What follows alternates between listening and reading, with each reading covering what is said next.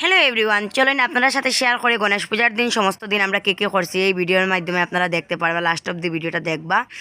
এই যে দেখুন সকাল সকাল আমরা সবাই স্নান টান করে রেডি হয়ে আই গেছি লাল পায়ে সাদা শাড়ি পরিয়া।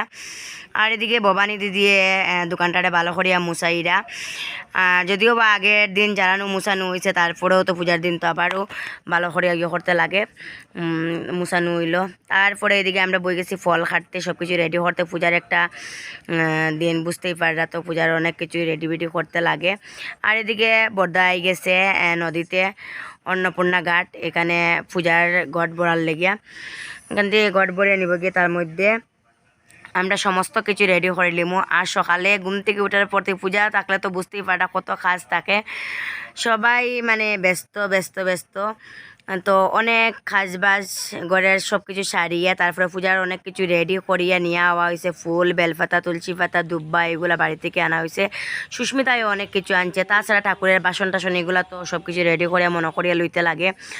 সকালটা আর কি এরকম ব্যস্ততাভাবে কাটছে। তারপরে তো একটু চা সুজি করিয়া নিয়ে আইসি, শৈশবে তো উপাস সবাই মিলিয়ে খাওয়া হইব। তো এদিকে ফল টল রেডি করতে করতে চা সুজি এগুলো আমরা খাইলাম, একটু ক্ষুধা লাগলো।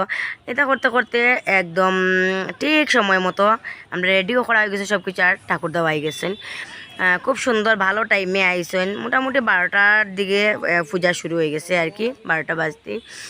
এদিকে দেখুন আমরা সব কিছু রেডি করে লইছি, পূজার যা যা সামগ্রী রেডি করতে লাগে। আর এদিকে বর্দা বই গেছে সংকল্প করতে। আর এত এত ফুল কি কইমু বন্ধুরা, খুব ভালো লাগছে, সব কিছু একদম পরিপূর্ণ। আর এদিকে তপা সুস্মিতা তারা তো একদম ব্যস্ত, ফটোটা ভিডিও করা বুঝতেই পাররা। আর এদিকে যে মালা, আম পাতার মালা বানানো হয়ে গেছে। এখন আম পাতার মালাগুলোর মধ্যে ফুটা সিঁদুরের ফুটা দেওয়া হর। আর এদিকে তো ঠাকুরদার পূজার কাজ করা, আমিও পূজার কাজ বাজ করি। এখন একটু কইনা ভিডিও করি, আপনার সাথে শেয়ার করি। আপনারা তো আমার ভিডিও দেখার অপেক্ষায় থাকুন, এটার লেগে আর কি। আর কি কইমু বন্ধুরা, সব কিছু খুব সুন্দর হয়েছে, খুব ভালোভাবে এই গণেশ পূজার দিনটা কাটাইছি। আর দুপুর দিকে তো দেখতে পারা দোকানটা খালি, তার মধ্যেও খালি না, অনেক কাস্টমার আইসুন। তারপরে কি কইমু বন্ধুরা, এদিকে তো পূজা চলে। আর এই যে একজন দাদা দেখতে পারা ডাক বাজাইরা, এমন সময় পূজা মানে চলের যখন তখন। আর সমস্ত দিন মনে কয়েকজন আইসেন আগে ডাক বাজিয়ে গেছেন, খুব ভালো লাগছে। পূজার দিনে খুবই মানে খুশি লাগছে আর কি। আর এদিকে সুস্মিতা দেখুন শঙ্খ বাজার, শঙ্খ ঘন্টা বাজানো চলের, পূজা হইলে যা যা হয় আর কি। আর অনেকক্ষণ ওই বাড়িটায় ডাক বাজাইছে, আমরা কাছে ভাই একটু সময় বাজাও, যেহেতু পূজা চলের। তো ওটাই আর কি। আর এদিকে ভবানী দিদি আইয়া একটু কাজবাজ করিয়া গেছ লাগি করে গিয়া, তাইনের ভাইয়ের মেয়ে আর ছেলে আইসে, তারা নিয়ে আইসেন। আর এদিকে দেখতে পারা পূজা তো খুব সুন্দরভাবে পূজার কাজ সম্পূর্ণ হর। তারপরে আমরা পূজা হয়ে গেলে অঞ্জলি লইলিমু। আর সত্যি কথা হইতে খুব বেশি খুশি লাগে। আর আপনারা বন্ধুরা এত পরিমাণে মানে ভালোবাসা দিচ্ছেন, ওই পূজার দিনে আপনারা এত এত মানে কাস্টমার বা নিমন্ত্রণী যেটাই হোক, আমি একটা ভিডিওর মাধ্যমে কইছি যে আপনারা সবার নিমন্ত্রণ, আপনারা সবাই আইবা গণেশ পূজায়। প্রায় 350 থেকে 400 কাস্টমার হইব গণেশ পূজার দিন। সত্যি খুব বেশি খুশি লাগছে।